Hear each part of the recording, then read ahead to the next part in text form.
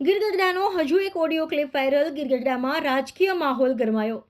ભાજપ કોંગ્રેસ પક્ષના કાર્યકરોનો audio clip viral. Parshottam ઠુમ્મુર ગીરગઢડામાં ભાજપની એક મિટિંગમાં લેવા પટેલ સમાજને મુસ્લિમો સાથે સરખાવ્યા એ વાતચીત કરતો ઓડિયો ક્લિપ વાયરલ. તેમાં વધારે કેસી ડાયાની ટિકિટ કાપી નાખશે તેવી પણ વાત બોલાઈ છે.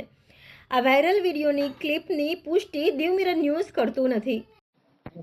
હા ભાઈ, એ રૂપાલા ઓલું શું હતું આ ડોવાણા સમાજની વાડીનું કંઈક આવ્યું? એમાં છે ને આજે મીટિંગ હતી ને જનરલ ભાજપની લુહાણાવાડી ગઢડા. હા તો પૂરું થયું જનરલ, પછી એવું કીધું પટેલ સમાજ છે ને એ અલગથી બે જ હોય છે. હા ત્યાં અલગથી બેઠા હતા, ત્યાં સીધું માએ કારણે લીધું હે પરસોત્તમભાઈ.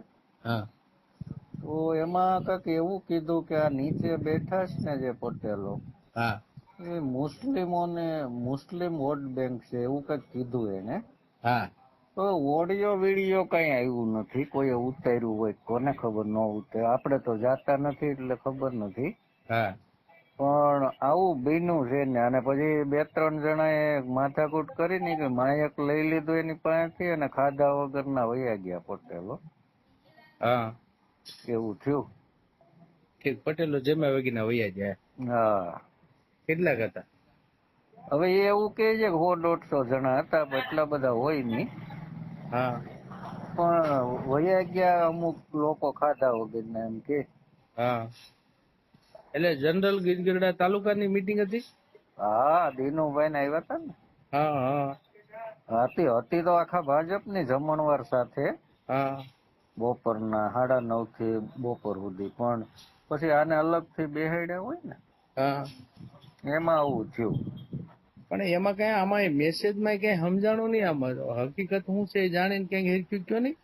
એ તો હકીકત જાણીને તો એ આવું બોલ્યા, મુસ્લિમ ને હારે હરખાવ્યા લેવા પટેલ. હા હા એવું કહેવાનું છે કે એવું કીધું એને.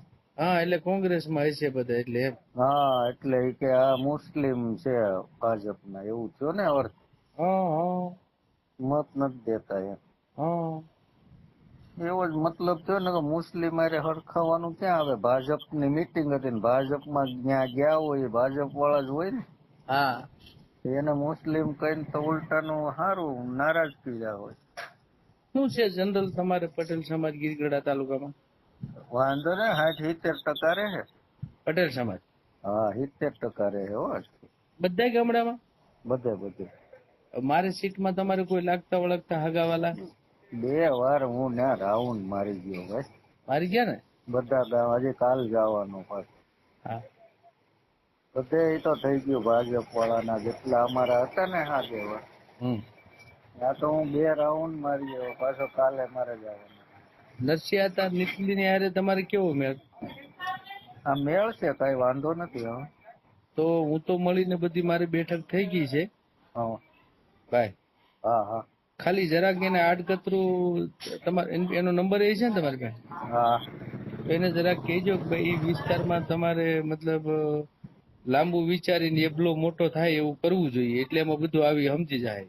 હા હા એટલું તમે કહો ને. હા હું હા હા કહું. એન કે ન્યા ડાયાને દુલાને ડાયાને મોટો કરીને તમારે શું કાંદો કાઢી લેવાનો છે?